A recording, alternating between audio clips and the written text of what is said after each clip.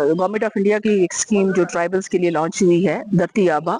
इसमें बहुत सारी चीजें जो हैं वो ट्राइबल्स के बेनिफिट के लिए जो है वो रखी गई हैं। जैसे उनके इंफ्रास्ट्रक्चर को प्रायोरिटी दी गई है, एजुकेशन सेक्टर, हेल्थ सेक्टर, इसी तरह नेटवर्किंग, मतलब बहुत सारी चीजें इस स्कीम में वो एलाबोरेट नहीं कर सकती हूँ मैं आप शॉर्ट नोटिस में। लेकिन मुझे ये लगता है कि जो मैंने रिक्वेस्ट किया डिस्ट्रिक्ट एडमिनिस्ट्रेशन और एमएलए से कि अब उनकी एक जिम्मेदारी बनती है कि ये बेनिफिट जो है ट्राइबल लोगों को मिलना चाहिए। और मैंने साथ में ये कहा कि डिस्ट्रिक्ट बारामूला में 402 पंचायतें हैं, सिर्फ 8 पंचायतें आइडेंटिफाई हुई हैं एज ट्राइबल विलेज। वो पुराने सेंसस के मुताबिक हैं, 2011 के सेंसस के मुताबिक हैं। इनको एक फ्रेश सर्वे करना चाहिए, क्योंकि जब से ST1 एंड ST2 हुआ है उसके बाद मुझे लगता है कि जो ट्राइबल विलेजेस हैं उनकी तादाद बढ़ गई है। तो एक फ्रेश सर्वे से पता चलेगा कि कितने ट्राइबल विलेजेस अब हमारे पास हैं, उससे लार्ज स्केल पे जो है लोगों को फायदा पहुंचेगा। उसके साथ मैंने रिक्वेस्ट किया गवर्नमेंट को कि जिस तरह गुजर बोर्ड होता है या पहाड़ी बोर्ड होता है, लेकिन आपको एक ट्राइबल एडवाइजरी बोर्ड बनाना चाहिए जिसमें 16 कम्युनिटीज आएंगी जिनको ट्राइबल डिक्लेयर किया गया। हर एक मेंबर आप लीजिए और ट्राइबल एडवाइजरी बोर्ड बनाइए, ताकि हर कम्युनिटी की जो है रिप्रेजेंटेशन वहां पे है, उनके कंसर्न्स वहां पे हैं, और हर कम्युनिटीज को जो है उनका अपना अपना राइट मिलना चाहिए जो है। ये नहीं कि एक को मिल गया और दूसरा इग्नोर हो गया। तीसरा मेरा यह था कि जो आपका इसमें रह जाता है, DPR टाइम पे नहीं सबमिट होते हैं, और किसी एक गांव की एक डिमांड होगी, दूसरे गांव की दूसरी डिमांड होगी। तो इसलिए एज पर प्रायोरिटीज आप DPR बनाइए, विद इन टाइम बनाइए, और उसके बाद उसको जो है आप प्रॉपर्ली फॉलो कर सकते हैं अगर आपके DPR सही होंगे और एज पर प्रायोरिटीज फिक्स होंगी। और साथ में मैंने उनसे ये रिक्वेस्ट किया DC साहब से कि आप एक जमीन आइडेंटिफाई कीजिए फॉर दिस, इसके लिए जो हॉस्टल्स हैं, क्योंकि हॉस्टल्स की हमारी बड़ी खस्ता हालत है, चाहे पहाड़ी हॉस्टल हो या गुजर हॉस्टल्स हो, क्योंकि फार फ्लंग एरिया से आते हैं, गरीब तबके से वाबस्ता ये बच्चे होते हैं। ये 200-500 रुपया डेली बेसिस पे खर्च नहीं कर सकते।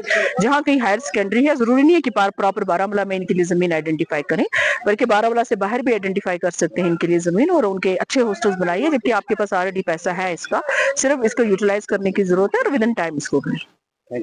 आप सबको पता है कि पिछले साल ऑनरेबल प्राइम मिनिस्टर ने जो धरती आबा जनजाति ग्राम उत्कर्ष अभियान है, जो कि मिनिस्ट्री ऑफ ट्राइबल अफेयर्स का एक फ्लैगशिप प्रोग्राम है, जो कि स्पेशली हमारे ट्राइबल विलेजेस का होलिस्टिक डेवलपमेंट के लिए लॉन्च हुआ है, उसको लॉन्च झारखंड से किया था। उसी के मद्देनजर आज डिस्ट्रिक्ट बारामूला में और पूरे मुल्क में धरती आबा जनजाति ग्राम उत्कर्ष अभियान का एक मेगा IAC कैंपेन लॉन्च हुआ था, जिसका नाम था धरती आबा अभियान। तो उसके तहत आपको पता है कि स्कीम में 17 मिनिस्ट्रीज हैं और 25 इंटरवेंशंस हैं। तो आज बारामूला में इसका प्लान का लॉन्च हुआ। ये अब हमारे जो 8 गांव हैं जो धरती आबा में इन्वॉल्व है, उन सारे गांव में ये जाएगी स्कीम। लोग हमारे डिफरेंट टीम्स के ऑफिसर्स जाएंगे और इंश्योर करेंगे जो ये 25 भारत सरकार की स्कीमें हैं उसमें हमारे पास सैचुरेशन हो।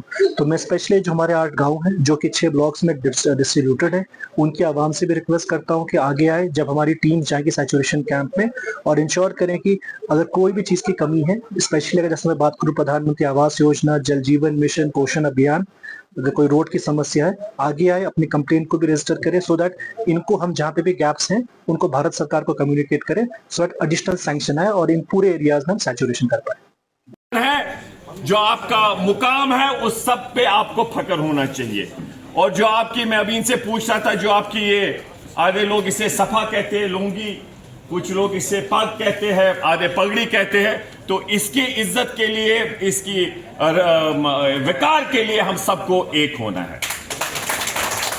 उसके साथ साथ मैं आपको बताना चाहता हूं कि कानूनी तौर जो हमें है कॉन्स्टिट्यूशन, संविधान, आईन, उसमें 275 एक आर्टिकल है जिसमें यह वाजिया किया गया है कि एक स्पेशल फंड, फाइनेंशियल जो मदद होगी, कंसोलिडेटेड फंड ऑफ इंडिया जो है, उससे किनको फराहम करनी है आपकी बहबूदी के लिए। किसमें लिखा है ये?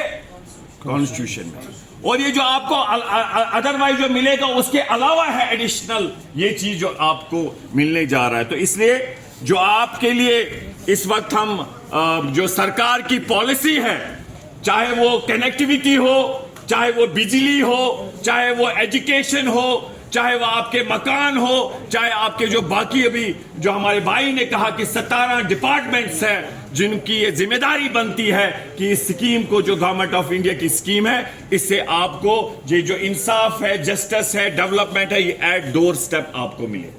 बारामूला साहब के माध्यम से गुजारिश करूंगा, आज भी हमारे जो स्कूल हैं सर, उनमें टीचरों की बहुत कमी है। अगर हमारी बेसिक फैसिलिटी जो इस दौर की है, तालीम, अगर वो हमारे हाथ में नहीं होगी, हमारे बच्चों के हाथ में कलम होगी, तो शायद इस समाज को हम आगे ले जाएंगे। हम इज द प्रायोरिटी एरिया। अगर हम बात करें आपके जो इलाकों में प्रॉब्लम्स हैं, हम सबको मालूम, हम सब उससे बखूबी वाकिफ हैं। मैं पहले डिस्ट्रिक्ट एडमिनिस्ट्रेशन का शुक्रगुजार हूं जिन्होंने आज इस मजलिस को ऑर्गेनाइज किया और हमें आगाही मिली कि कौन कौन से प्रॉब्लम्स हैं आपके एरियाज में। एडिशन हो गया उस इंफॉर्मेशन। जो हम तक होगा, असेंबली में कोई बात होगी वो इंशाल्लाह हम बोलेंगे।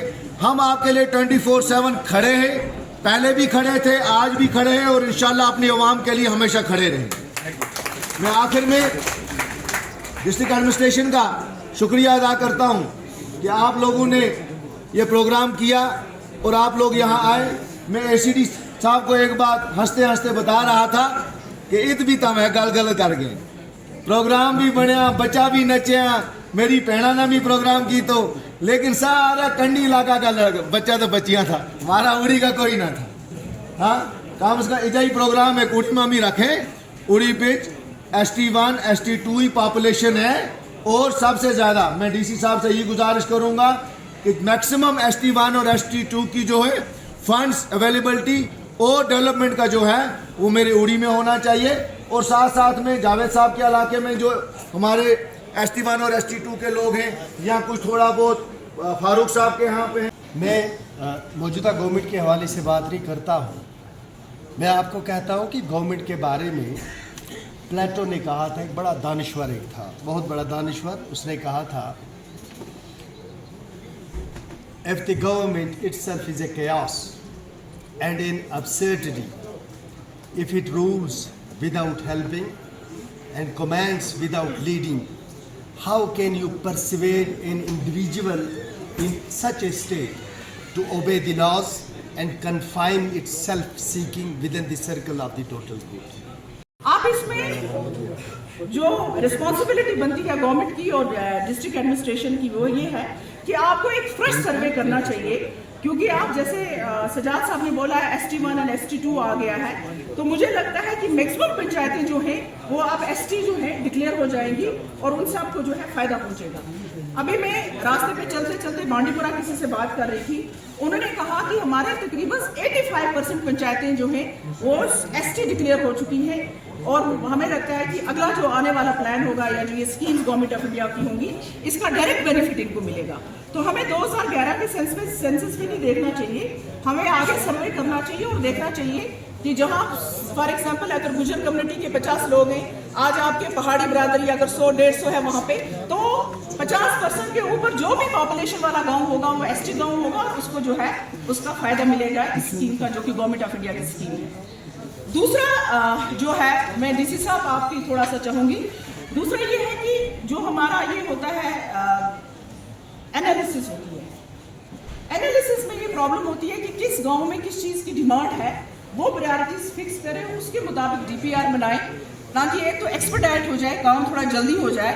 और जो अगर DPR आप करेक्ट बनाएंगे और पूरी एनालिसिस करके आप ये प्लान बनाएंगे DPR, तो मुझे लगता है कि इम्प्लीमेंटेशन जो है वो आसान हो जाएगी, ग्रास रूट लेवल पे। इसमें मकासद एक वो प्रोग्राम्स हैं जो हमारे ट्राइबल कम्युनिटी से यहाँ पे हाजिरीन हैं, उनकी इंफॉर्मेशन के लिए कर रहा हूँ।